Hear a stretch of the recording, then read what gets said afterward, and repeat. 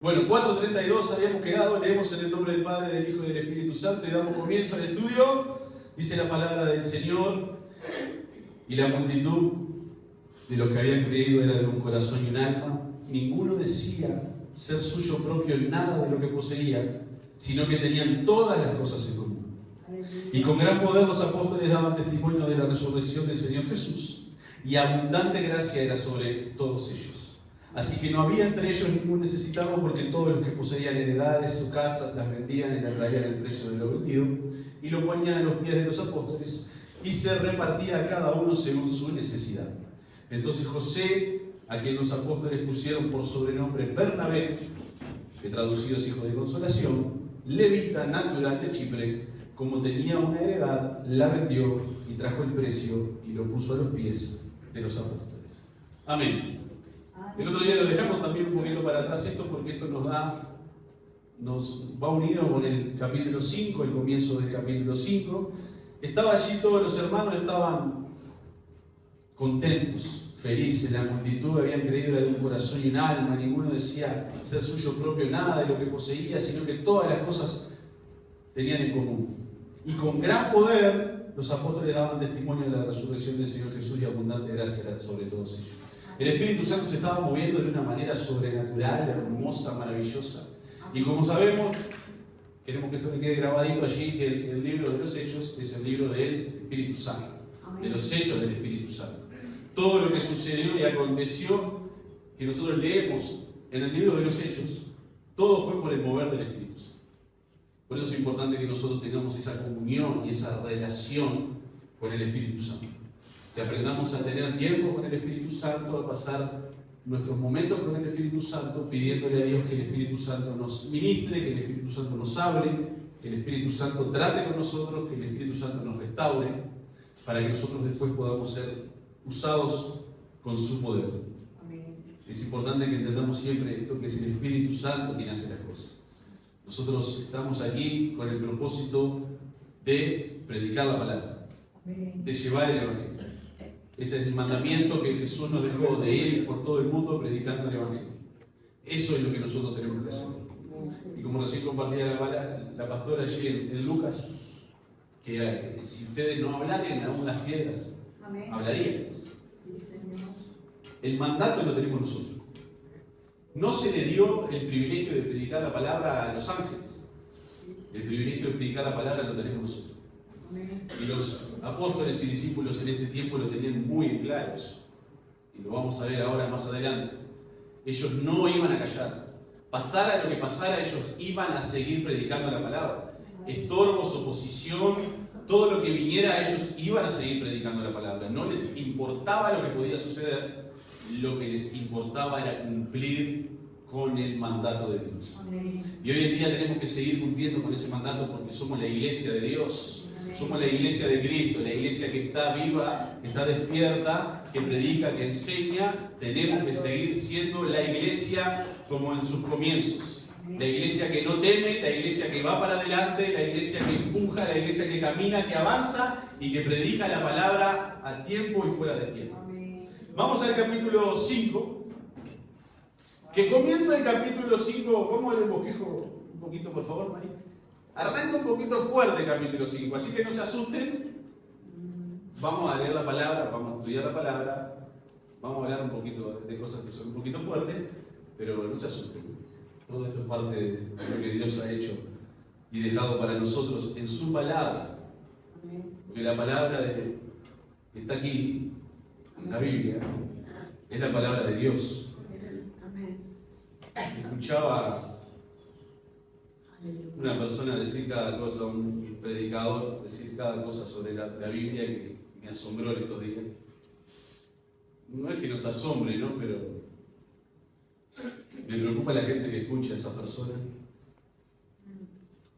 diciendo que idolatramos mucho a veces la Biblia.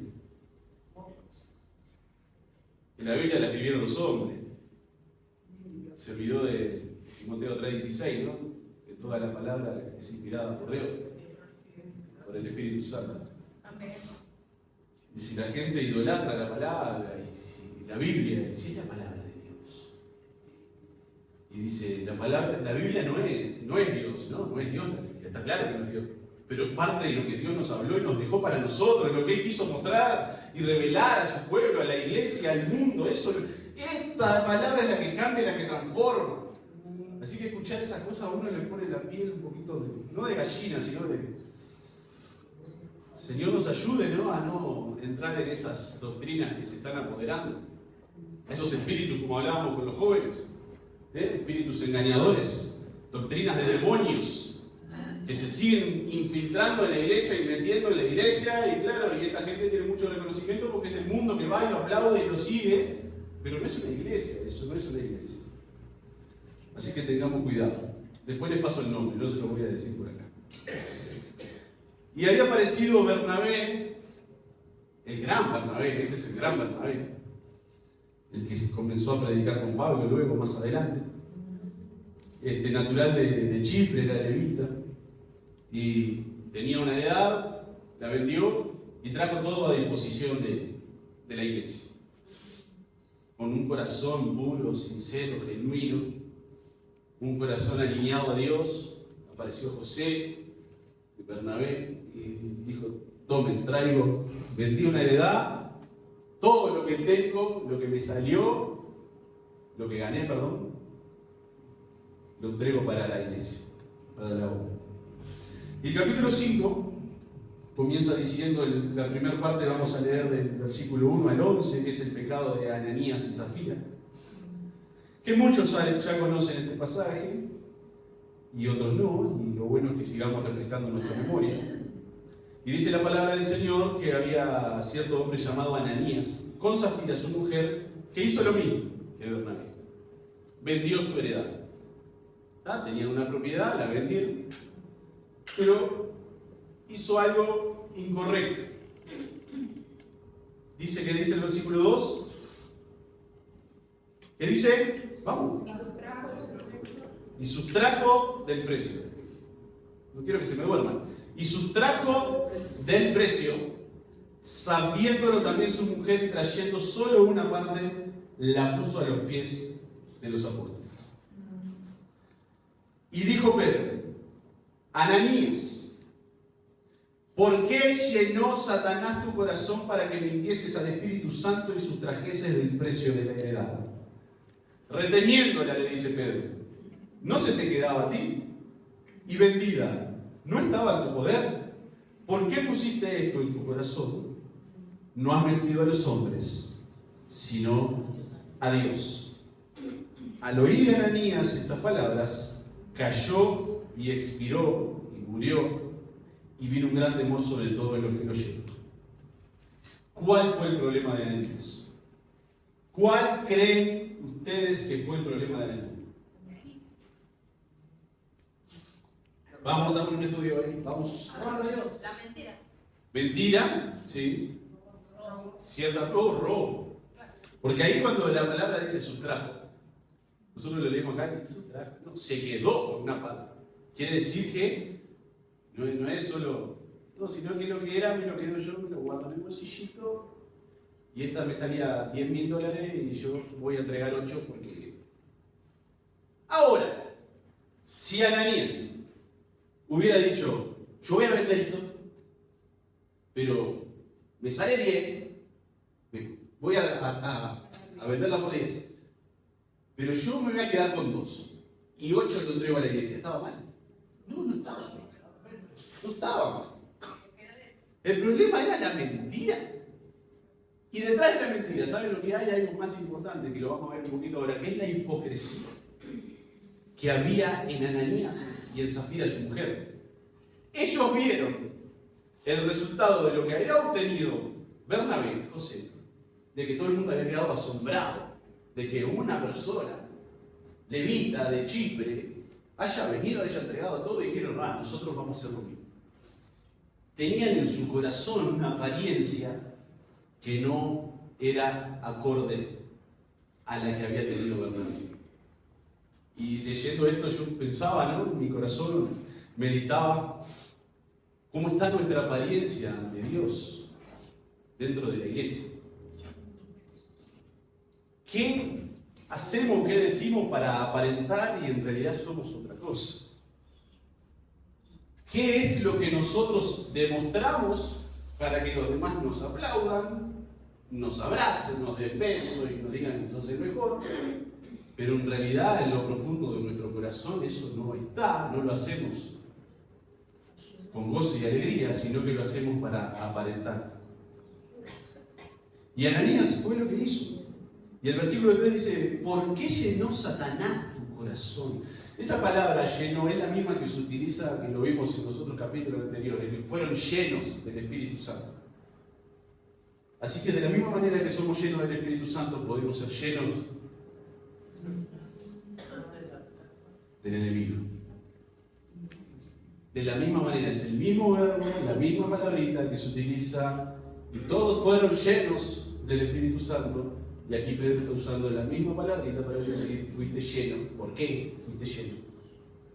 De Satanás. Porque todo está a la disposición de nuestro corazón. Ojo cómo hagamos las cosas. Nunca hagamos las cosas para aparentar, hermanos. Nunca hagamos las cosas para beneficio propio. Nunca aparentemos algo que no somos. Mostrémonos realmente como somos. Con fallas, con errores, para querer cambiarla, sí, para querer mejorarla, sí, para que nuestros hermanos nos ayuden, sí, para que los pastores nos ayuden, sí. Pero demostremos como somos. No mostremos una cara a la iglesia, al pueblo, porque el Espíritu Santo lo ve todo. Y aquí Pedro le dice: mentiste al Espíritu Santo. Nadie se lo había revelado, nadie había comentado, solo Ananías y Zafira lo sabían, pero el Espíritu Santo todo lo sabe, todo lo escudriña, todo lo conoce hasta lo más profundo de nuestro corazón. Entonces le dijo a Pedro el Espíritu Santo: este Ananías robó y yo no quiero ladrones. Este pasaje, capítulo 5 de Hechos, no se encuentra en el Antiguo Testamento. No se encuentra en la época de la ley. Se encuentra en la época de la gracia, la misma que vivimos hoy nosotros. Así que si tendremos que tener cuidado, cómo está nuestro corazón delante de Dios. Yo no digo que tú te vayas a morir porque mentiste. Sí vamos a tener problemas espirituales cuando lo hacemos con nuestra conciencia. Cuando sabemos que lo estamos haciendo mal. ¿Y la hipocresía? ¿Qué significa la hipocresía? A ver si Mari me lo pone ahí. Dice: práctica de falsificar la realidad o la apariencia, fingiendo ser algo que no es, o teniendo un comportamiento que contradice los propios principios. Otra definición: fingir ser lo que no es a fin de recibir reconocimiento y ganancias, o ganancias. En pleno periodo de la gracia sucede que una persona y luego su esposa caen muertos frente a todo el mundo por mentirle al Espíritu Santo. No por mentirle a los hombres, sino por mentirle al Espíritu Santo. Al oír esto, al oír Ananías estas palabras, cayó en inspiró y vino gran temor sobre todos los que lo oyeron. Y levantándose los jóvenes, lo envolvieron, los sacaron, los sepultaron. Pasando un lapso como de 3 horas, sucedió que entró su mujer no sabiendo lo que había acontecido. Entonces Pedro le dice, y Dios le dio la posibilidad a Zafira de decir la verdad, y Zafira no dijo la verdad. ¿Vendiste en tanto la heredad? Y ella dijo, sí, en tanto. Y Pedro le dijo, ¿por qué conviniste en tentar al Espíritu del Señor? He aquí a la puerta de los pies de los que han sepultado a tu marido y te sacarán a ti. Al instante ella cayó a los pies de él y expiró, Y cuando entraron los jóvenes, la hallaron muerta y la sacaron y la sepultaron junto a su marido, y vino gran temor sobre toda la iglesia y sobre todos los que oyeron estas cosas. Dios, por medio de Pedro, le dio la posibilidad a Zafira de decir la verdad.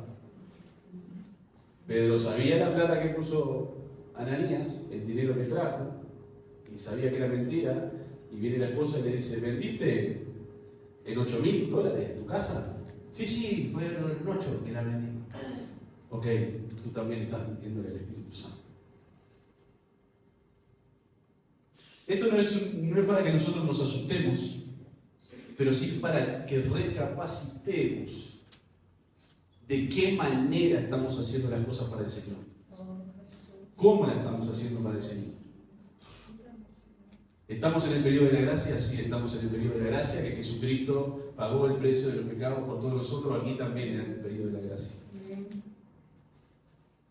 Aquí también en el periodo de la gracia. Y hay un pecado que es imperdonable. Todos los pecados nos perdona el Señor, todos. Lo hablábamos con los jóvenes el otro día. Y surgía la pregunta, dice, pero en la palabra dice que todos los pecados son perdonados, menos la blasfemia contra el Espíritu Santo. ¿Y qué se trata de la blasfemia contra el Espíritu Santo? Porque muchas veces no entendemos el significado de la blasfemia del Espíritu Santo. Esto no es insultar al Espíritu Santo y soy condenado, insulto a Dios, no pasa nada, insulto a Jesús, no pasa nada. No es esto. Los judíos sabían por la palabra y entendían y comprendían que Jesús era enviado de Dios y que todo lo que estaba haciendo era por el poder del Espíritu Santo. Y le dicen: tú estás echando fuera a los demonios por el príncipe de los demonios. Tú eres un demonio más. Tú estás haciendo estas cosas porque estás alineado al príncipe de los demonios. Y los judíos sabían, porque conocían la palabra, conocían la profecía, entendían el Mesías, lo que iba a venir a hacer. Y los milagros y las sanidades y todo lo que hizo Jesucristo era imposible que lo hiciera el ser humano, y era imposible que lo hicieran los demonios. Y aún así lo atacaban a Jesús diciéndole que había echado a los demonios por Belcebú. Y ahí es cuando Jesús le dice: todos los pecados van a ser perdonados, menos la blasfemia contra el Espíritu Santo. Ustedes saben quién soy y están diciendo que lo que estoy haciendo lo hago por medio de los demonios. Están atacando a lo que el Espíritu Santo está haciendo. Y cuando leía esta palabra, pensaba en mi corazón: Ananías y Zafira, para acontecer esto que aconteció con ellos, entendían y comprendían quién era el Espíritu Santo. Sabían quién era. Lo dice la palabra, no, pero nos da a entender por el resultado. Si eran incrédulos, si no conocían, yo no creo que hubiera pasado esto, lo digo yo. Pero ellos sabían y entendían la importancia del Espíritu Santo. Y que con el Espíritu Santo no se juega, con Dios no se juega. Entonces, cuando mentimos deliberadamente, cuando pisoteamos el sacrificio de Cristo, como dice en Hebreos 10, 26 al 29, ¿qué pasa con nosotros? Cuando decidimos pecar y no me importa lo que pase, conozco de Dios, conozco del Espíritu Santo, pero yo decido seguir pecando. Yo decido seguir desobedeciendo, yo decido seguir haciendo lo que quiera. Dice, porque si pecáramos voluntariamente después de haber recibido el conocimiento de la verdad, ya no queda más sacrificio por los pecados.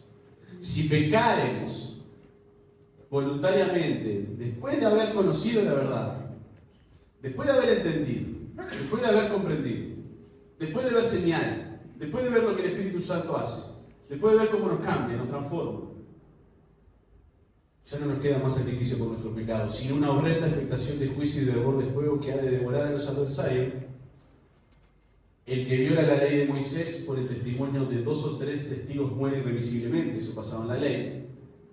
¿Cuánto mayor castigo pensáis que merecerá el que pisoteara al Hijo de Dios y tuviere por inmunda la sangre del pacto el cual fue santificado y hiciera frente al Espíritu de gracia?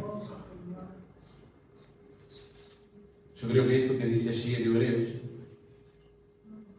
Es lo que le sucedió a Ananías y Zafira. ¿Cuánto más aquello que conocemos y no nos importa y seguimos pecando? Yo le decía el otro día a los jóvenes que me sorprendió una charla con alguien que me dijo: sí, yo sé, yo conozco de Dios, yo estuve en el Señor, pero ahora quiero seguir haciendo esto, me gusta el mundo, me gusta seguir así. ¿No estás seguro de lo que estás diciendo? Sí. Yo quiero seguir en esta. Yo sé lo que Dios es, vivir, conozco del Señor, pero ahora quiero seguir en el mundo, divirtiéndome, haciendo lo que quiero.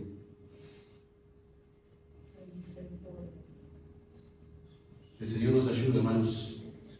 Que el Señor nos ayude. Porque estamos en la gracia, sí, pero Dios es justo. Dios es justo. Y el sacrificio de Cristo, si nosotros entendemos la dimensión del sacrificio de Cristo, no podemos pisotear el sacrificio que hizo Jesucristo. Y no podemos tener por inmunda la sangre de Jesucristo. No podemos.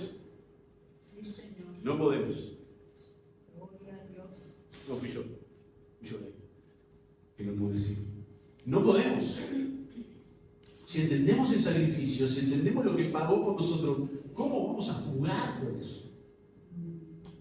Es una alerta que nos deja la palabra y que nosotros podamos entender que no podemos engañar a Dios. Nunca podemos engañar a Dios. Nunca, nunca, nunca. Podemos estar dentro de la iglesia, podemos ser pastores, podemos ser ministros, podemos ser adoradores, evangelistas, maestros, predicadores, lo que sea. Pero hay un dicho del mundo que dice que las apariencias engañan.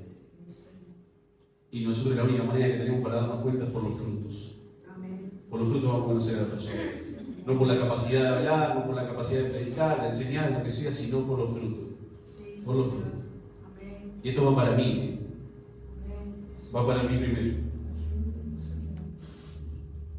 Al instante cayó, dijimos, y expiró la mujer, y vino gran temor sobre toda la iglesia y sobre todos los que oyeron estas cosas. Qué bueno cuando el Espíritu Santo es quien guía a la iglesia.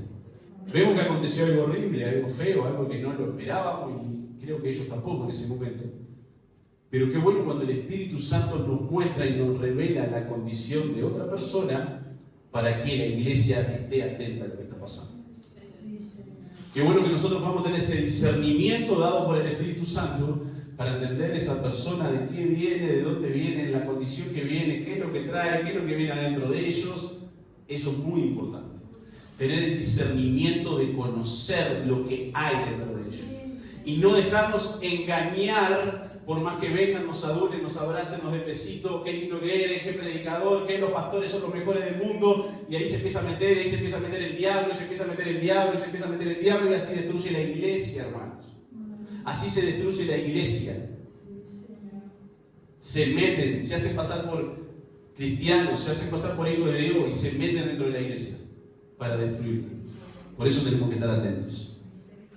Vamos a seguir, así se le va un poquito la cara larga, y vamos con el versículo 12. Ya está, ya pasó. Yo les dije que iba a ser fuerte la primera parte. Ahora viene lo bueno, pero quedémonos también con las cosas. Yo lo dije una vez, lo voy a seguir repitiendo. Yo tuve años sentadito ahí, más o menos, donde está Leandro. Años de mi vida acá en la iglesia, y lo único que hacía era recibir palo. Eran todas las prédicas para mí. Yo no sé, bueno, me la merecían, ¿no? Sin duda que me la merecían. Pero aproveché de eso. No dije, uy, siempre palo, Señor. No, si estoy mal. Estoy mal. Ustedes no se enojen si hay alguna palabra dura en algún momento, mientras que venga de parte de Dios. Y si nos pega porque estamos fallando. Esa es otra cosa. A veces que salimos enojados, hoy fue muy duro lo que predicaste, porque en realidad te está golpeando. En realidad el Señor está haciendo, mirá que estás equivocado. Así que no se enojen que lo hacemos con amor, nosotros no queremos condenar a nadie. Bueno, versículo 12 al 16, los apóstoles siguen haciendo sanidades, hacen sanidades, ocurre este hecho complicadito, pero la iglesia sigue adelante. La iglesia sigue adelante. La iglesia sigue predicando. Dice, y por la mano de los apóstoles se hacían muchas señales y prodigios en el pueblo, y estaban todos unánimes en el pórtico de Salomón. Otra vez vuelve a citar Lucas aquí la palabra unánimes. La iglesia se mantenía unida, unánime, del mismo sentir. La iglesia se mantenía fuerte, la iglesia se mantenía apoyada el uno con el otro, la iglesia se sentía poderosa con el poder del Espíritu Santo. De los demás ninguno se atrevía a juntarse con ellos, mas el pueblo los alababa grandemente. Yo leía este pasaje y dice, de los demás ninguno se animaba a juntarse, pero el pueblo sí los alababa. ¿Quiénes eran esos demás? Los demás eran los gobernantes, los fariseos, los saduceos, que decían, oh, no nos vamos a arrimar a eso. Pero el pueblo humilde, el pueblo del Señor, el pueblo con un corazón puro, el pueblo que necesita de Dios, estaba allí alabando y glorificando las maravillas de Dios. Alabando y glorificando lo que Dios seguía haciendo. Y los que creían en el Señor aumentaban más, gran número así de hombres como de mujeres. La iglesia seguía creciendo. La iglesia seguía encendida, la iglesia seguía fuerte. No importaba lo que sucediera. Venía la mentira, el Espíritu Santo se encargaba. Venían los endemoniados, el Espíritu Santo se encargaba. Venían las enfermedades, el Espíritu Santo se encargaba. Venía la persecución, como vamos a ver, ¿no? Que ya lo vimos un poquito, pero ahora va a hablar un poquito más de esto Lucas. Seguían adelante. El versículo 15 dice, ¿qué dice? Tanto que sacaban los enfermos a las calles y los ponían en camas y lechos para que al regresar Pedro, a lo menos su sombra cayese sobre alguno de ellos. La gente creía tanto, aumentaban tanto el número de hombres como de mujeres, que la gente se agolpaba, eufórica, para recibir esos milagros y esa sanidad que necesitaban. Qué bueno cuando venimos a la iglesia con un corazón dispuesto a recibir lo que Dios tiene para nosotros. Con un corazón lleno de fe, diciendo, hoy voy a recibir una palabra de Dios que va a cambiar mi vida. Hoy necesito que Dios me levante porque me levanté un poquito bajoneado, decaído. Yo quiero recibir esa palabra y la voy a ir a recibir. Yo sé que hoy el Señor me va a hablar de eso y me va a levantar. O si venimos doloridos, enfermos, yo sé que el Señor hoy me va a sanar. Por más que la palabra no hable de sanidad, pero yo sé que el Espíritu Santo lo puede hacer porque conoce mi corazón y que me va a sanar y me va a levantar. Qué bueno cuando la iglesia está despierta y buscando de Dios con fe, hermanos. Eso es importantísimo, venir con un corazón dispuesto a Dios.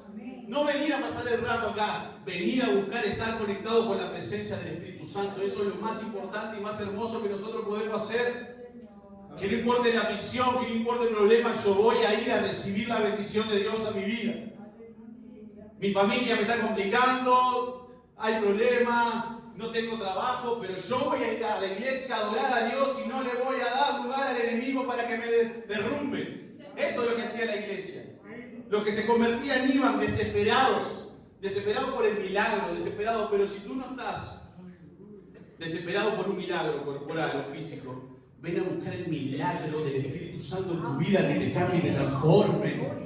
Porque ese milagro lo necesitamos todos los días. Que el Espíritu Santo siga obrando en nosotros cada día para que podamos ser más parecidos a Cristo. Y las personas estaban tan desesperadas que sacaban a los enfermos a la calle. Imagínense, conocían la ruta allí de los apóstoles y empezaban a tirarlos allí en la calle a todos los enfermos. Dice, para que aunque sea la sombra de Pedro los sanase. No hay, voy a decir algo un poco controversial. No hay ningún registro que la sombra de Pedro haya sanado a nadie. Lo dejo por ahí. En ningún lado dice aquí la palabra que la sombra de Pedro haya sanado a él. Pero la gente tenía tanta fe, que creían que aunque fueran ahí, si pasaba la sombra de ese gran Pedro que hacía milagro, que levantó al cojo, sabían que podían ser sanados. Ahí vemos la importancia de la fe, hermano. La importancia de la fe. Pedro capaz que ni se enteraba, pero los enfermos se levantaban sanos. No era la sombra, no era Pedro. Sabemos que era el Espíritu Santo, pero era la fe de la persona. La fe de la persona que iba convencida a que aunque pase por ahí cerca, yo voy a recibir ese milagro de sanidad. Así como la mujer del flujo de sangre que dijo, no me importa, me voy a meter entre medio de todo y voy a tocar el manto. Y tocó allí la túnica de Jesús y fue sana inmediatamente. Esa es la fe que se necesita hoy en día también para ser impulsados y para seguir adelante. Tanto que sacaban los enfermos a las calles y los ponían en camas y lechos para que al pasar Pedro, a lo menos su sombra cayese sobre alguno de ellos. En ningún momento dice que la sombra haya sanado a nadie. Y aún dice, y aparte, venían de las ciudades vecinas, venían muchos a Jerusalén, trayendo enfermos y atormentados de espíritus, y todos eran sanados. Todos los que venían, los discípulos los agarraban, los apóstoles oraban, clamaban, y el Espíritu Santo los sanaba. Amén. Todo eso lo hacía el Espíritu Santo. Sí, Señor. Todo eso lo hacía Dios para que la iglesia creciera. Y está ese debate en estos tiempos de que eso era para que la iglesia sea impulsada con más poder, la iglesia primitiva, y que esos milagros ya no suceden ahora. Yo no estoy de acuerdo con eso. Sí puedo llegar a entender que Dios hizo más milagros en aquel tiempo para que la iglesia sí tuviera un empuje fuerte y un crecimiento fuerte y un auge, que todo el mundo llegara a los pies de Cristo. Eso sí lo puedo llegar a entender, pero no que los milagros cesaron, no. Los milagros no cesan, porque si decimos que los milagros se terminaron, no estamos creyendo en Dios, no estamos creyendo en el poder del Espíritu Santo, no estamos creyendo de que Dios nos llamó a nosotros para que también oráramos y que Él sanara a la persona. Lo hemos visto y lo seguiremos viendo que eso va a suceder. No surge, no pasa en tan grande escala como en aquel tiempo. Bueno, capaz que es por nuestra fe, capaz que es por nuestra condición. Yo esto creo que ya lo dije. Capaz que como está nuestra condición como iglesia, que nosotros no estamos buscando lo necesario de Dios y no hacemos lo que la iglesia primitiva hacía en aquel tiempo, y por eso las cosas no pasan. Porque no estamos dependiendo tanto de Dios y no pasamos tanto tiempo con Dios. Pero yo sé que esos milagros suceden. Yo sé que esos milagros siguen sucediendo y los seguimos viendo y los vamos a seguir viendo. Y yo sé que si nosotros seguimos poniéndonos la pila, como decimos acá, vamos a seguir viendo esos milagros porque el Espíritu Santo quiere y desea hombres y mujeres que le busquen, que le amen, que se entreguen para poder ser usados con su poder. Porque el Espíritu Santo está aquí adentro. El Espíritu Santo está dentro de nosotros. Entonces nosotros tenemos que tener esa fe, esa convicción de creer que Dios hace esos milagros. Gloria a Dios. Seguimos. Versículo 17. Aquí del 17 al 32 vamos a ver que los apóstoles son perseguidos, arrestados y liberados por el poder del Espíritu Santo. Dice la palabra del Señor que los sacerdotes se empezaron a poner nerviosos, los fariseos allí, los que siempre están para señalar y condenar. Y todos los que estaban con él, estaba el sumo sacerdote, todos los que estaban con él, esto es la secta de los saduceos, se llenaron de celos. Se llenaron de celos. Esto lo pasé por alto, no me di cuenta, y ahora que lo leo, ojo cuando nos llenamos de celo y por el otro, ojo. Ojo cuando nos llenamos de celo por ver que un hermano está siendo usado por Dios y yo no estoy siendo usado. Ojo porque veo que el hermano está creciendo y yo me estoy hundiendo. Ojo cuando nos llenamos de celo cuando vemos que... ¿Lo entendieron, verdad? Y echaron mano a los apóstoles. Y echaron mano a los apóstoles y los pusieron en la cárcel pública. Perseguidos, arrestados. El poder de Dios estaba en ellos. La manifestación del Espíritu Santo seguía en ellos. No da mucho detalle en Lucas de lo que pasó, sí lo va a dar más adelante cuando encarcelan solo a Pedro, que es tremendo pasaje. Pero aquí dice que echaron mano a los apóstoles y los pusieron en la cárcel. Aparentemente fue a todos, o no sabemos ya todo, pero sí más de uno. Los pusieron en la cárcel pública. Cuando tú creces, cuando tú eres usado por Dios, cuando el Espíritu Santo te está usando, siempre, quiero que quede claro, siempre, no va a haber una vez que no suceda esto, va a venir el enemigo a querer destruir lo que Dios está haciendo en tu vida, siempre, hermanos. siempre va a querer impedir el propósito que Dios tiene contigo. Siempre va a querer venir a arruinar los planes que Dios tiene contigo.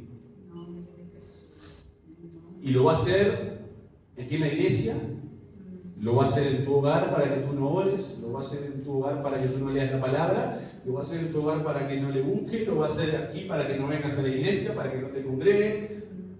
Lo va a hacer como quiera, porque Él conoce cómo hacerlo. Y es un peligro para su reino, el reino del enemigo, que hombres y mujeres sean llenas del Espíritu Santo. Es un peligro para lo que Él quiere hacer, que la iglesia esté funcionando activamente. Es un peligro para el enemigo que tú y yo estemos investidos del poder de lo alto y que Dios nos use. Es un peligro.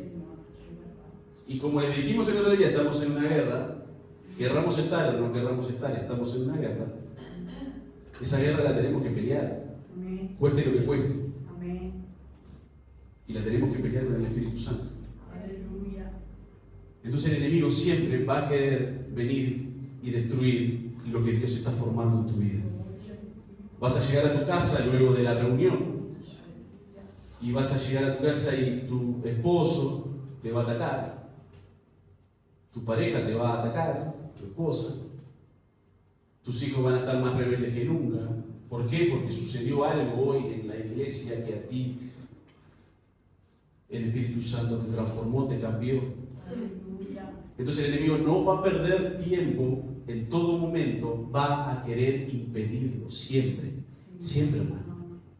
Entonces cuando nosotros pasemos por esto, miren que yo estuve del otro lado, se lo digo porque yo estuve del otro lado. Yo le hacía problema a Viviana cuando venía de la iglesia. Si sabré de esto.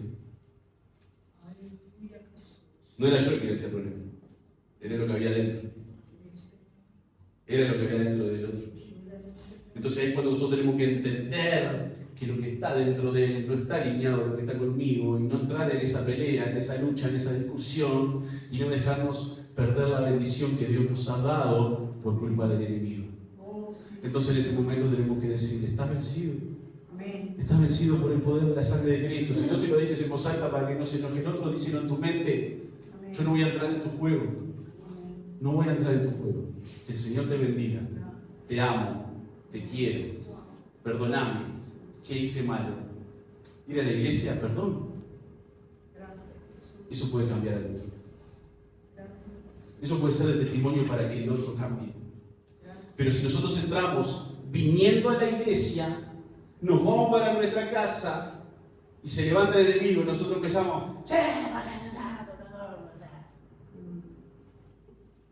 ¡qué cristiano que sos vos! ¡Qué cristiana que sos! Y vos vas a la iglesia y estás así. Yo no piso una iglesia nunca. Si vos venís de la iglesia así. Es una realidad esto, hermano. Es una realidad. Que nuestros frutos revelen en nuestro hogar, en nuestra familia, en lo que tenemos dentro, y seamos de testimonio. Pero si la ataco y no dice nada, si lo ataco y no dice nada, la insulto y no dice nada, no, porque está Dios en nosotros, el Espíritu Santo, el que nos trae paz, confianza y seguridad, y no vamos a entrar contra los ataques del enemigo. Para que él se convierta, para que ella se convierta, para que mis hijos se conviertan, yo voy a ser de testimonio, y mis hechos van a reflejar lo que tengo adentro.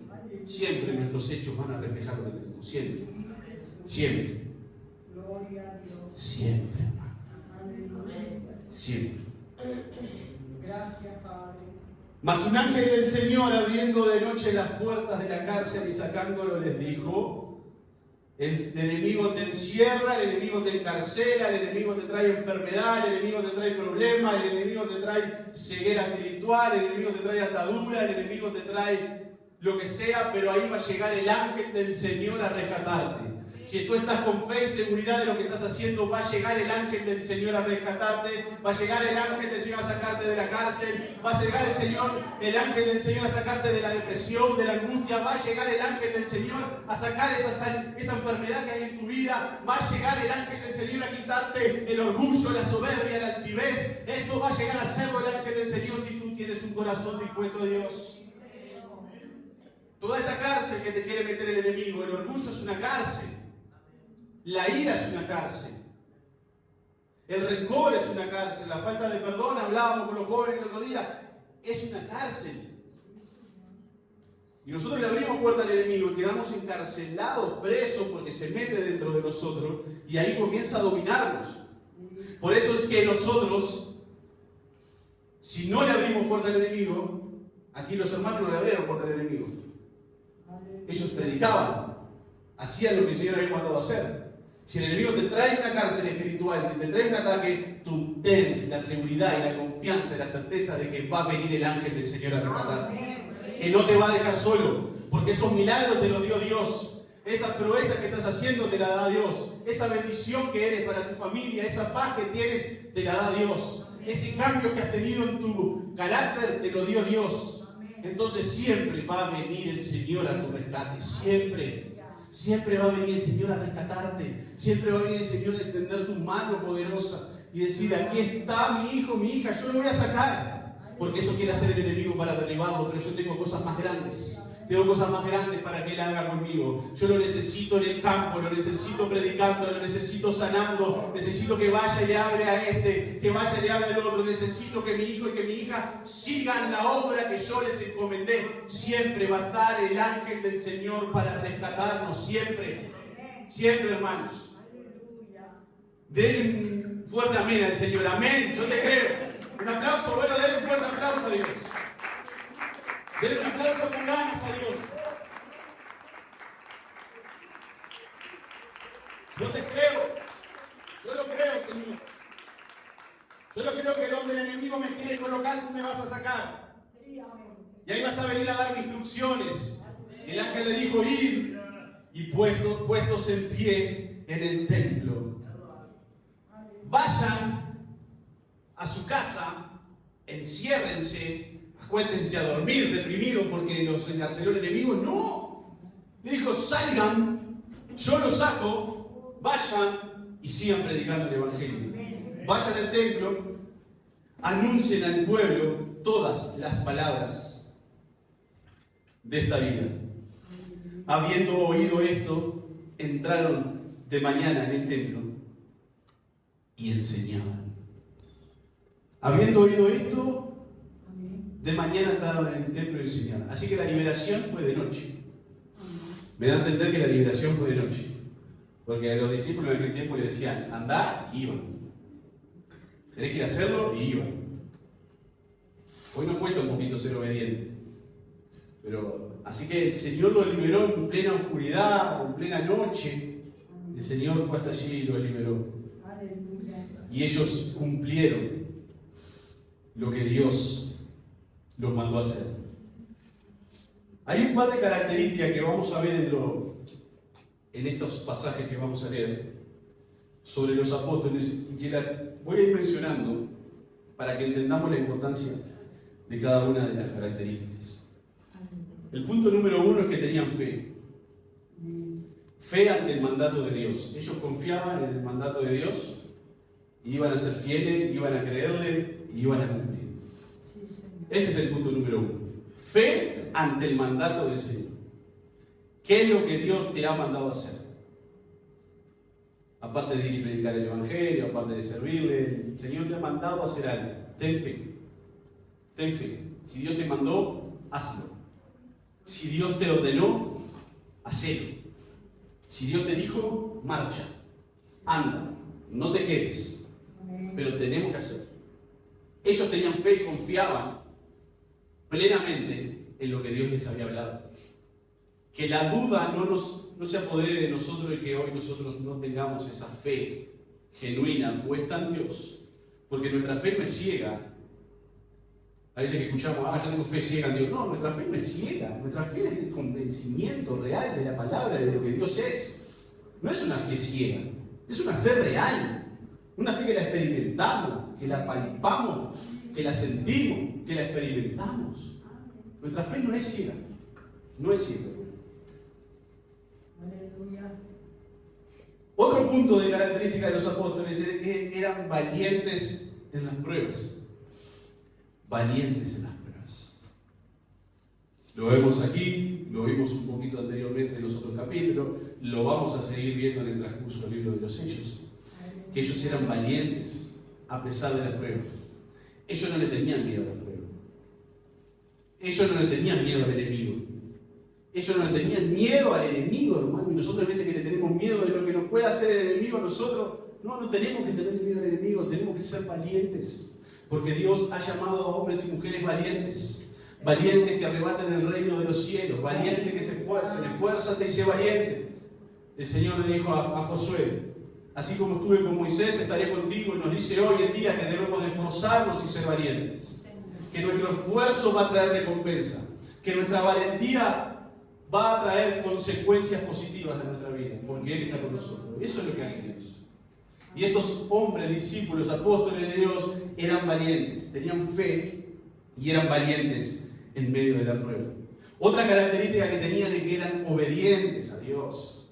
La obediencia, no me voy a cansar de repetirlo, la obediencia es lo más importante. Amén. La obediencia a Dios es lo más importante en nuestra vida como cristianos. Aleluya. Si nosotros obedecemos, ganamos. Amén. Si nosotros obedecemos, ganamos todo. Todo, hermano. Aleluya. En la obediencia, nosotros lo tenemos todo. Sí, Señor. Amén. Si nosotros obedecemos al pie de la letra de lo que dice la palabra de Dios, no precisamos hacer más nada. Pero es mucho lo que dice. No sé si es tanto. Uno, a medida que va creciendo en el Señor y se va relacionando con Dios y con el Espíritu Santo, cada vez le pesa menos hacer las cosas para Dios. Aleluya. Cada vez le cuesta menos obedecerle, sí, porque lo hacemos con ganas. Amén. Lo hacemos dispuesto, con disposición de corazón. Antes me costaba obedecerle, ahora no me cuesta tanto. Si nosotros llegamos a ir creciendo y escalando peldaños en esas áreas, vamos a experimentar lo que es el poder de Dios en nosotros. Aleluya. Y habiendo oído esto, entraron de mañana en el templo, dejo otras características para después, y enseñaban. Los encerraron, lo pusieron en la cárcel para que no prediquen. Recuerda que ya le habían dicho que no predicaran, ¿no? A Pedro y a Juan. Allí cuando salieron al cojo, no hablen más en el nombre de Jesús, no hablen más nada, no prediquen más. Y ellos seguían. Aleluya. Entre tanto vinieron el sumo sacerdote y los que estaban con él y convocaron al concilio a todos los ancianos de los hijos de Israel y enviaron a la cárcel para que fueran traídos. El sumo sacerdote, todos los que estaban ahí, fueron y enviaron a sacarlos de la cárcel. Aleluya. Y en ese momento quedaron sorprendidos. Pero cuando llegaron los alguaciles no los hallaron en la cárcel, entonces volvieron y dieron aviso diciendo: por cierto, la cárcel hemos hallado cerrada con toda seguridad y los guardas afuera de pie ante las puertas, mas cuando abrimos a nadie hallamos dentro. Cuando oyeron esta palabra, el sumo sacerdote y el jefe de la guardia del templo y los principales sacerdotes dudaban en qué vendría a parar aquello, dudaban en qué podría pasar. Pero viniendo uno les dio esta noticia: he aquí los varones que pusiste en la cárcel están en el templo y enseñan al pueblo. Cuando el enemigo piensa que te tiene encarcelado, lo voy a repetir, cuando el enemigo cree que te tiene atrapado, va a llegar el poder de Dios para rescatarte y ponerte en el lugar que tú tienes que estar. Cumpliendo el propósito de Dios. Y el enemigo no se va a dar cuenta cuando Dios te rescató, te sacó y te colocó en otro lugar, porque el enemigo no es omnipotente, omnisciente ni omnipresente. Entonces va a ir el poder de Dios a rescatarte y te va a colocar en el objetivo que tenía trazado para ti, y el enemigo no se va a dar cuenta. Cuando Dios hace las cosas, las hace de tal manera que lo hace hasta que el enemigo ni se entera. Porque Él tiene el poder para hacerlo. Y si nosotros creemos en ese poder, creemos en ese poder, vamos a ver esas señales.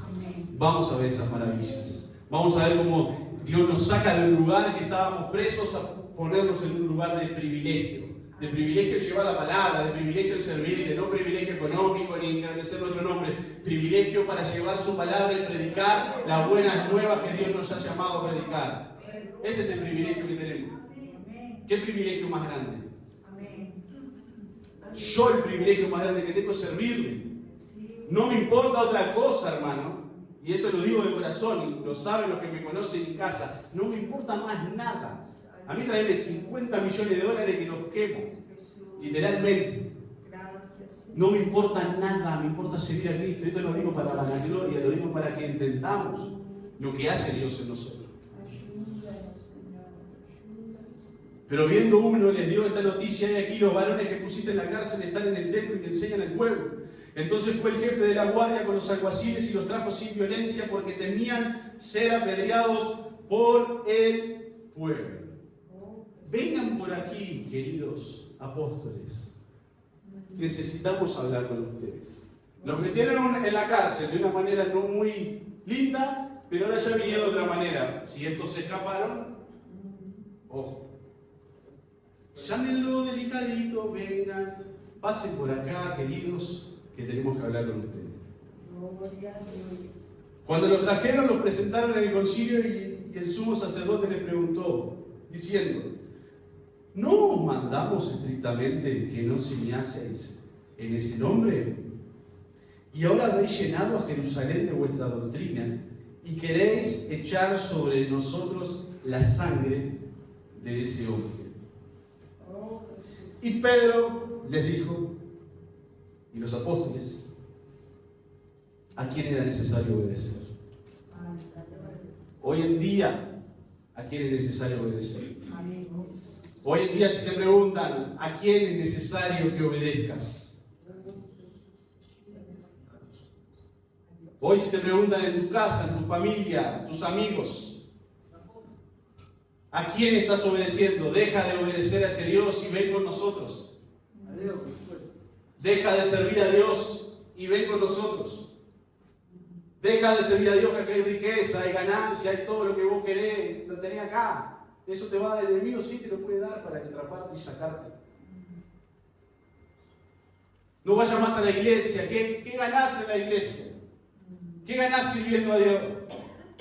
No es que seguimos igual, no es que nuestra vida no cambia. ¿Qué ganás? Dejá de ir a la iglesia. ¿Dónde está ese Dios? ¿Dónde está ese Dios que vos adorás? ¿Cómo pasan cosas y ese Dios, dónde está? Eso dice el enemigo. Esas son todas palabras del enemigo. No son palabras del ser humano que está al lado tuyo, son palabras del enemigo para deprimirte, derribarte, tirarte Sí, Señor. y angustiarte. Y ahí es cuando tenemos que decir, como dijo Pedro, es necesario obedecer a Dios antes que a los hombres. El día que venga, en estos tiempos de día nuevos, se pueden abrir más las iglesias. Que comience una persecución contra los cristianos. ¿Qué vamos a hacer nosotros? ¿Qué vamos a hacer nosotros? ¿Vamos a seguir predicando como Pedro, como Juan, como los apóstoles, como Pablo, aunque nos digan que no podemos predicar más? Esto pasa en el mundo. Cierran las iglesias, prenden fuego las iglesias, matan a nuestros hermanos por predicar en el nombre de Jesús.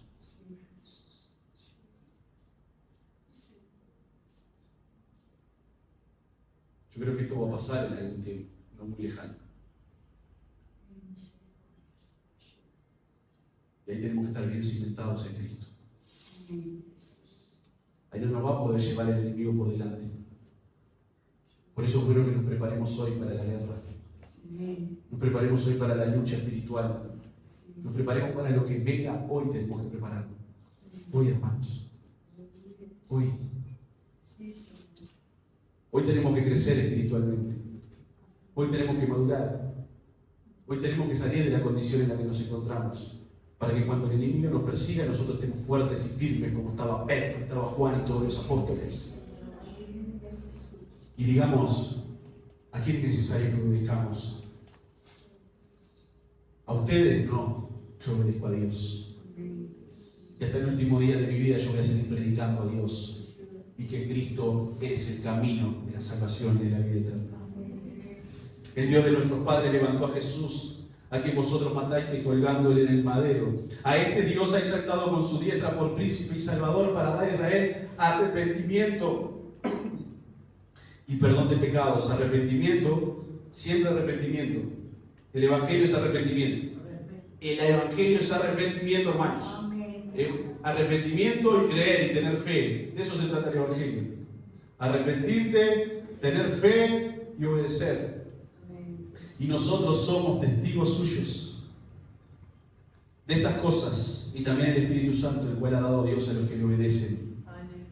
Cuarta característica de los apóstoles: testigos fieles de la palabra de Dios. Testigos, mártires. Nosotros somos testigos suyos de estas cosas, y también el Espíritu Santo, el cual ha dado Dios a los que le obedecen. Dios da el Espíritu Santo a los que le Dios da el Espíritu Santo a los que le obedecen. Como testigos no podemos callar, dice Pedro. Como testigos no podemos callarnos. Nosotros como cristianos no podemos callarnos. No podemos dejar de contar las maravillas que ha hecho Dios. Por eso le decía que la palabra que compartió la pastora ayer Lucas, a unas piedras hablarían, sí. Pero Dios nos ha llamado a nosotros y tenemos que ser obedientes, fieles, de seguir predicando la palabra, testigos. Si es necesario que nosotros tuviéramos que morir a causa del Evangelio, tenemos que morir a causa del Evangelio. Porque no morimos, pasamos al reino celestial. Pasamos al reino celestial por ser obedientes a la palabra y ser obedientes a Dios. Última parte del capítulo 5. Es cuando habla Gamaliel, que da un consejo a todos los sacerdotes allí, un gran consejo, dado por el Espíritu Santo, profetizando casi Gamaliel. Le dice, ellos oyendo esto se enfurecían y querían matarlos. Lo habían traído calmadito, pero ahora ya le entró el demoniaje adentro. Todos endemoniados de vuelta. No importa que los saquen de la cárcel, ahora los vamos a matar a todos estos. Y eso es lo que hace el enemigo. Eso es lo que hace el enemigo. Cuando tú creces, lo repito, el demonio se va a meter en tu casa, en tu hogar, en tu familia, donde sea. Entonces, levantándose en el concilio un fariseo llamado Gamaliel, doctor de la ley, ¿quién fue instruido por Gamaliel? Pablo. Pablo salió de ahí, de Gamaliel. Doctor de la ley, venerado de todo el pueblo, mandó que sacasen fuera un momento a los apóstoles. Apareció un inteligente. Apareció alguien que tenía algo de Dios dentro de los saduceos y los fariseos. Había. Y le dijo, muchachos, ¿qué vamos a hacer? Ustedes están locos, ¿no vieron lo que salieron de la cárcel sin que nosotros nos enteráramos? Varones israelitas, mirad por vosotros lo que vais a hacer respecto a estos hombres. Tengan cuidado de lo que van a hacer, porque antes de estos días se levantó Teudas diciendo que era alguien. A este se unió un número de 400 hombres, pero él fue muerto y todos los que le obedecían fueron dispersados y reducidos a nada. No encontré, estudié a ver quién era este Teudas, no hay registro, no hay. Y después de este se levantó Judas el Galileo en los días del censo y llevó en pos de sí a mucho pueblo. Pereció también él y todos los que le obedecían fueron dispersados. Aquí de Judas el Galileo sí hay registro. Fue en el año 6 después de Cristo que se levantó Judas. Era celote. Los celotes pertenecían allí a... No era un ejército, pero ellos tomaban las armas. Eran muy nacionalistas, judíos, fervientes, que no querían ser dominados por el Imperio Romano. Entonces los celotes eran aquellos que se iban a levantar las armas a pelear para derrocar al Imperio Romano. No pudieron hacerlo. Y Judas, aparentemente, lo digo por la información que busqué, fue el que dio comienzo a los celotes. Ahí en el año 6 después de Cristo hicieron toda esa revuelta y fueron todos dispersados. ¿Entienden lo que estoy diciendo? Dice Gamaliel. Si no viene de Dios, quédense tranquilos. Ahora os digo, apartados de estos hombres y dejadlos. Porque si este consejo o esta obra de los hombres se desvanecerá como se desvaneció la obra de Teudas y de Judas. No necesitamos hacer nada nosotros, déjenlo solo. Pero, más, si es de Dios, no la puedes destruir. Lo que viene de Dios no se puede destruir. Si tu ministerio te lo dio Dios, no lo puede destruir el enemigo. Si tu llamado no es cosa tuya y es cosa de Dios, no lo puede destruir el enemigo. Nada puede detener lo que Dios ha profetizado, hablado y declarado tu vida. Nadie lo puede destruir. Nadie. Se levantará uno a decir, ahora no, no, deja que Dios se encargue. Mas si es de Dios, no la podréis destruir. No seáis tal vez hallados luchando contra Dios. No luchemos contra Dios porque sabemos que si luchamos contra Dios perdemos, dice Gamaliel. Dejemos que si esto no es de Dios, va a desaparecer. Entonces ahí convinieron con él y llamando a los apóstoles después de azotarlos. Vieron como el enemigo no tiene ni mínima de gentileza, ¿no? Y le dieron un poco de palo, un poco de vara. El Deuteronomio habla, en Deuteronomio 25, allí capítulo 1 al 3, habla del máximo de azote que se podía dar. Sí, a ver si Mario me lo puso. Y era hasta 40 azotes que se podía dar, no se podía dar más de 40. No sabemos cuántos azotes le dieron, pero Deuteronomio 25. Deuteronomio 25, 1 al 3. Dice, si hubiera pleito entre alguno y acudieran al tribunal para que los jueces los juzguen, estos absolverán al justo y condenarán al culpable. Y si el delincuente mereciere ser azotado, entonces el juez le hará echar en tierra y le hará azotar en su presencia, según su delito será el número de azotes. Se podrá dar 40 azotes, no más. No sea que si lo hirieren con muchos azotes más que estos, se sienta tu hermano envilecido delante de tus ojos. Entonces, vieron como, yo me río, ¿no? Pero como los fariseos estos pasajes los recuerdan, ¿no? Vamos a darle, si Dios nos permite darle. Vamos a darle, le damos 39, para ser bueno le damos 39. Y les intimaron que no hablasen más en el nombre de Jesús y los pusieron en libertad. Otra vez le volvieron a decir que no hablasen en el nombre de Jesús. Otra vez el enemigo quería impedir que ellos no predicaran. Otra vez quería impedir que no hablaran. Vamos a darles palo para que se vayan a la casa y no salgan más de su casa dentro de un mes. Y ellos salieron de la presencia del concilio. Quinta característica de los apóstoles, gozosos en la persecución. Salieron de la presencia del concilio gozosos de haber sido tenidos por dignos de padecer afrenta por causa del nombre, con mayúscula. ¿De qué nombre? Jesús. Gloria a Dios. Y todos los días en el templo y por las casas no cesaban de enseñar y predicar a Jesucristo.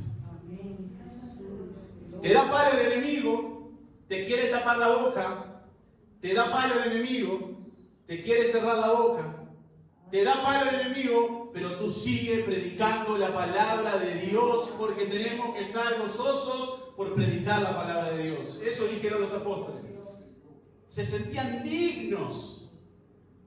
Imagínate, hoy en día, te tiran al piso, te agarran con una vara y te dan 39 latigazos. La espalda. Salimos que no podemos ni caminar. Salimos angustiados y deprimidos. Pero ellos salieron gozosos. Me lo imagino a Pedro, siempre el más ferviente ahí. ¡Ja, ja, ja! No me importa. Yo voy a seguir predicando a Cristo. Cristo padeció más por mí. Eso es lo que está diciendo Pedro. Salió contento. Soy digno de padecer afrenta por causa del nombre de Cristo. Me están pegando porque predico a Cristo. Me están azotando porque predico a Cristo. Me quieren tapar la boca porque predico a Cristo. Soy gozoso, soy pleno, lo tengo todo. No me importa nada, dice Pedro. Gozoso, alegre, alabando a Dios. Salieron después de haber sido azotados.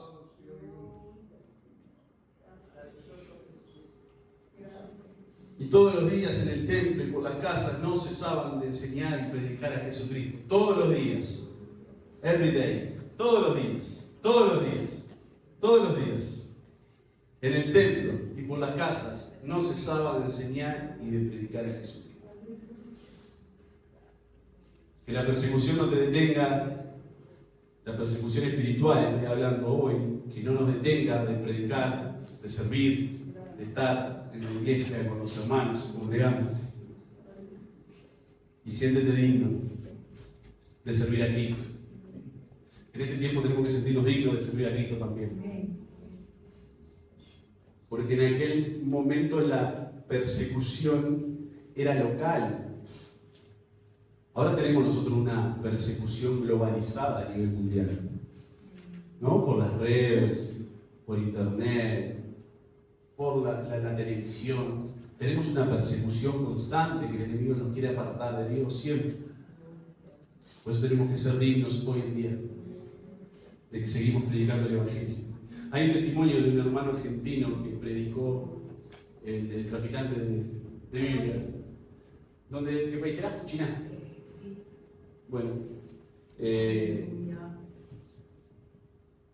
cuenta maravilla de cómo el Espíritu Santo los guiaba a las casas, ¿no? A juntarse a orar, y todos los hermanos no podían reunirse. Entonces, un lugar que no sabía, es como si saliéramos todos ahora sin hablarnos y terminamos todos en la casa de Estrella, porque el Espíritu Santo nos dijo que fuéramos a la casa de Estrella a orar. Así que prepárate que vamos. Y todos se juntaban ahí. Pero lo que le quería decir era que este hermano contaba el testimonio de que le decía: yo la verdad lo que ustedes hacen, le decía a los hermanos, es maravilloso. ¿Cómo ustedes siguen fervientes, buscando a Dios?, le decía.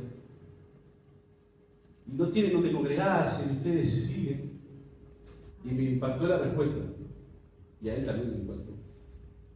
Dice: para nosotros, ustedes son más importantes y más valiosos que lo que hacemos nosotros. Pero si nosotros no tenemos persecución, nosotros no tenemos nada, nos reunimos cuando queremos, donde queremos, en Argentina, en América Latina. Ustedes acá, no. Ustedes son más fuertes y más valientes que nosotros. ¿Saben por qué? Porque nosotros no tenemos otra cosa. Nosotros no tenemos televisión, no tenemos redes, no tenemos nada. Lo único que nos queda es servir a Cristo. Ustedes, rodeados de todas esas cosas, de internet, de televisión, de tentaciones diarias todos los días. Nosotros acá no tenemos tentaciones. Ustedes, a pesar de eso, de la persecución del enemigo, la persecución esa más fuerte, y ustedes se sostienen fieles a Cristo. Para nosotros ustedes son unos héroes, le dijo. ¡Wow! Nunca lo había pensado de esa manera hasta que escuché eso. Ustedes tienen un montón de cosas y deciden servir a Cristo. Nosotros acá no tenemos nada. Nada tenemos. ¿Se esfuerza para servir a Cristo? Sí. Pero no tenemos otra tentación nosotros. Eso me impactó. Bueno, capítulo 6. 5 minutos. Y terminamos. Les prometí a las 12 y terminamos a las 12. Vamos a leer hasta el 7. 7 versículos nomás. Y dejamos el arresto de Esteban, que viene con todo el capítulo 7, que es largo, no sé cómo lo vamos a hacer. En aquellos días, como crecía el número de discípulos, hubo murmuración de los griegos contra los hebreos. Griegos eran judíos helenitas contra los hebreos, que empezaron ahí a discutir: atienden más a las mujeres de ustedes, a las nuestras no las atienden. Se empezó a armar un llevado. Que eran desatendidas las viudas en la distribución diaria. Entonces los 12 convocaron a la multitud de los discípulos y dijeron: no es justo que nosotros dejemos la palabra de Dios para servir a las mesas. Este pasaje, este término de servir a las mesas se usaba tanto para servir la comida o como para hacer negocios en las mesas. Así que puede ser que los discípulos estuvieran hablando de las dos cosas, tanto del servicio a las mesas como en el servicio económico que ellos se encargaran de manejar allí el dinero. Y dicen los discípulos, los apóstoles: buscad pues, hermanos de entre vosotros, busquen ustedes, hermanos de entre vosotros, a 7 varones de buen testimonio, llenos del Espíritu Santo y de sabiduría, a quienes encarguemos de este trabajo. Este pasaje nos da la visión, la realidad, la necesidad que tenemos como servidores de Cristo de ser llenos del Espíritu Santo y de tener sabiduría, que todo lo que hagamos para Dios tiene que ser con la guía y la dirección del Espíritu Santo y la sabiduría del Espíritu Santo, y no podemos hacerla de cualquier manera. Entonces por eso los apóstoles dicen: elijan ustedes a 7, pero que de buen testimonio, lleno del Espíritu Santo y de sabiduría. Y nosotros persistiremos en la oración y en el ministerio de la palabra. Seguía creciendo, vieron que leíamos que seguía creciendo el número de hermanos. Entonces era necesario que hubiera gente que atendiera y los apóstoles siguieran cumpliendo el ministerio, que era el de la oración y de predicar de la palabra. Ellos no podían perder tiempo en atender las mesas. El tiempo de ellos, el llamado de ellos, para lo que Dios los había llamado, lo tenían bien en claro, y era orar y predicar la palabra. Amén. Todos nosotros estamos obligados a orar y a predicar la palabra. Amén. Algunos más, otros menos, pero todos debemos hacerlo. Dios nos llama para una cosa, para otra, eso lo tengo claro. Todos lo entendemos y lo comprendemos, que no todos somos para lo mismo, pero sí la oración y predicar la palabra tenemos que hacerlo siempre. Vieron que el título dice elección de 7 diáconos, ¿no? La palabra diácono no aparece acá. La palabra diácono que conocemos por Pablo, más que nada, no aparece aquí. Entonces yo les puse la definición de diáconos para que entendamos un poquito esto. Porque el título hace un poquito de ruido, porque no son los diáconos que nosotros estamos acostumbrados por las cartas de Pablo. Estos eran servidores. En este pasaje no aparece el sustantivo diácono, en griego se escribe casi igual, solo con K, que significa ayudante, siervo o ministro. No aparece tal como lo conocemos nosotros en la Escritura, pero sí nos da un prototipo de las primeras funciones de los servidores que atendían las mesas colaborando con los apóstoles. ¿Ah? Aclaración para que ustedes entiendan que acá no aparece la palabra diácono, que la palabra diácono recién la nombra Pablo y significa ayudante, servidor o hasta ministro. Esa es la idea. Acá eran servidores que cumplían con las cualidades de los diáconos después en el futuro, sí. Eso está claro. Y que de aquí, gracias a ellos, puede haber surgido esa palabra, sí. Por eso aquí se utiliza como un prototipo de los diáconos después ejemplificados por Pablo. Entonces agradó la respuesta a toda la multitud y eligieron a Esteban, varón lleno de fe y del Espíritu Santo, a Felipe, a Prócoro, a Nicanor, a Timón, a Pármenas, y aparecí yo ahí, prosélito de Antioquía, a los cuales presentaron ante los apóstoles, quienes orando les impusieron las manos, y crecía la palabra del Señor, y el número de los discípulos se multiplicaba grandemente en Jerusalén. También muchos de los sacerdotes obedecían a la fe. Amén. Estos 7 diáconos son todos griegos. Todos griegos. Convertidos, sí, pero eran todos griegos. Buscando por qué podía haber sido esto, se cree que los apóstoles dijeron: elijan ustedes por el lío que se está armando con los judíos helenistas, y que sean griegos que entiendan un poquito más de la cultura de ellos y que ellos acomoden, balanceen la situación entre los hebreos y los judíos helenistas. ¿Ah? Se cree que era por eso, y eligieron 7 hombres llenos del Espíritu Santo. Esteban y Felipe son los más conocidos, que habla el libro de los Hechos y que viene a continuación toda la historia de Esteban, que es maravillosa y que va a quedar para el próximo mes. Lo importante es que crecía la palabra del Señor y el número de los discípulos se multiplicaba grandemente en Jerusalén. También muchos de los sacerdotes obedecían a la fe. Hermanos, terminamos por acá. 12:02. Dándole gracias a Dios por su palabra y gracias por este relato maravilloso de Lucas. con detalles asombrosos que nos permiten a nosotros meternos en la historia, reflexionar y recapacitar de lo que hicieron nuestros hermanos, y que hoy en día capaz que nosotros no estamos haciendo tanto de lo que ellos hacían, o no estamos haciendo mucho de lo que ellos hacían.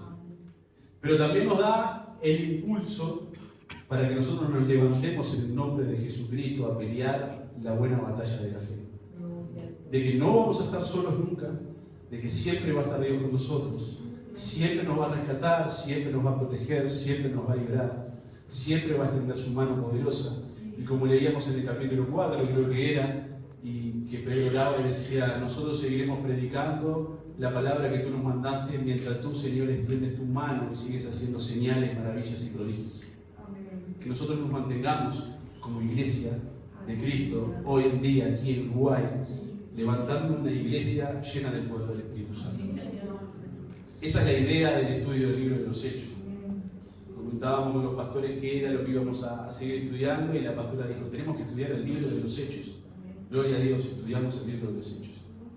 Que nosotros entendamos el propósito de Dios, que no terminó allí en la iglesia primitiva, sino que continúa hoy. Y como muchos saben, lo digo como adelanto, el libro de los Hechos no termina. Cuando lleguemos al último capítulo vamos a ver que el libro de los Hechos no termina, queda ahí con un vacío, no dice amén, como casi todas las cartas terminando, sino que deja una abertura como que el libro de los Hechos no ha terminado y que hoy en día sigue la iglesia de Cristo adelante, venciendo y para vencer en el nombre de Jesús. Denle un fuerte aplauso al Señor. ¿Bien?